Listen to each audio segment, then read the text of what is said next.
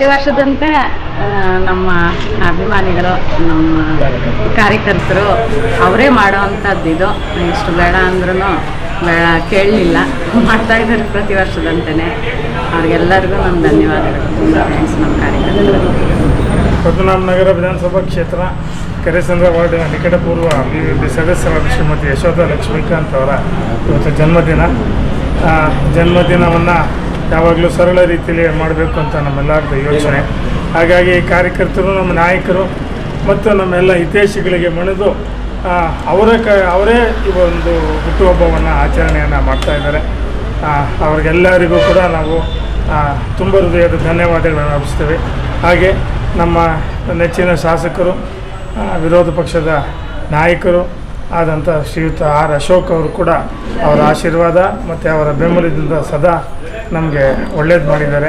ಮುಂದಕ್ಕೂ ಕೂಡ ಅವರ ಆಶೀರ್ವಾದ ಇರಲಿ ಅಂತ ಈ ಸಂದರ್ಭದಲ್ಲಿ ಹೇಳ್ತಾ, ಮತ್ತೊಮ್ಮೆ ನಾಡಿನ ಎಲ್ಲ ಸಮಸ್ತ ಬಂಧುಗಳಿಗೆ ಮಕರ ಸಂಕ್ರಾಂತಿಯ ಶುಭಾಶಯಗಳನ್ನು ನಾವಿಬ್ಬರು ಅವರಿಗೆ ಕೋರ್ತಾ ಇದ್ದೀವಿ. ಸರ್, ಇದೇ ತಿಂಗಳಲ್ಲಿ 22ನೇ ತಾರೀಕು ನರೇಂದ್ರ ಮೋದಿ ಅವರು ಕರೆ ಕೊಟ್ಟಿದ್ದಾರೆ ಅಯೋಧ್ಯೆದು, ಅದ್ರ ಬಗ್ಗೆ ಈಗಾಗಲೇ ನಾವು ಪ್ರತಿಯೊಂದು ಜನವರಿ 22ನೇ ತಾರೀಕು ಮರ್ಯಾದ ಪುರುಷ ಶ್ರೀರಾಮನ ಪ್ರತಿಷ್ಠಾಪನೆ ಹಾಗೂ ಪುನರ್ ನಿರ್ಮಾಣಗೊಂಡಿರುವ ಮಂದಿರ ಉದ್ಘಾಟನೆಯನ್ನು ಜನವರಿ 22ನೇ ತಾರೀಕು ಪ್ರಧಾನಿ ನರೇಂದ್ರ ಮೋದಿಯವರ ಅಮೃತ ಹಸ್ತದಿಂದ ಉದ್ಘಾಟನೆಗೊಳ್ತಿದೆ. ಈಗಾಗಲೇ ಈ ದೃಷ್ಟಿಯಲ್ಲಿ ನಾವು ಇಡೀ ಪ್ರತಿಯೊಂದು ನಮ್ಮ ವಾರ್ಡಲ್ಲಿರ್ತಕ್ಕಂಥ ಪ್ರತಿಯೊಂದು 5,000, 5,000, 6,000 ಮನೆಗಳಿಗೆ ನಾವು ಅಯೋಧ್ಯೆಯಿಂದ ಬಂದಂಥ ಮಂತ್ರಾಕ್ಷತೆಯನ್ನು ಎಲ್ಲರಿಗೂ ವಿತರಣೆ ಮಾಡಿದ್ದೀವಿ.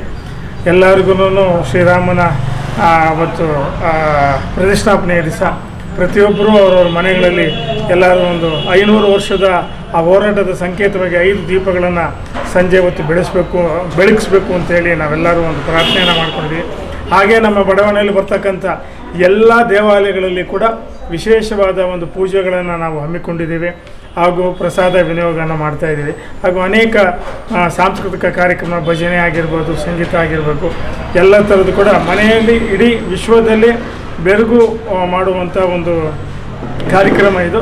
ಸೊ ಇಡೀ ಎಲ್ಲರೂ ಕೂಡ ನಾವು ಪ್ರತಿಯೊಬ್ಬರು ಕೂಡ ನಾವು ಭಾರತೀಯರಾಗಿ ಆ ಕಾರ್ಯಕ್ರಮದಲ್ಲಿ, ಆ ಉದ್ಘಾಟನೆ ಕಾರ್ಯಕ್ರಮ ಯಶಸ್ವಿಯಾಗುವ ನಿಟ್ಟಿನಲ್ಲಿ ನಾವು ಕೂಡ ಒಂದು ಸಣ್ಣ ಸೇವೆ ಅಂತ ಹೇಳಿ ನಾವು ಈ ಯೋಜನೆಗಳನ್ನು ನಾವು ನಮ್ಮ ಬಡಾವಣೆಯಲ್ಲಿ, ನಮ್ಮ ವಾರ್ಡಲ್ಲಿ ಹಮ್ಮಿಕೊಂಡಿದ್ದೀವಿ.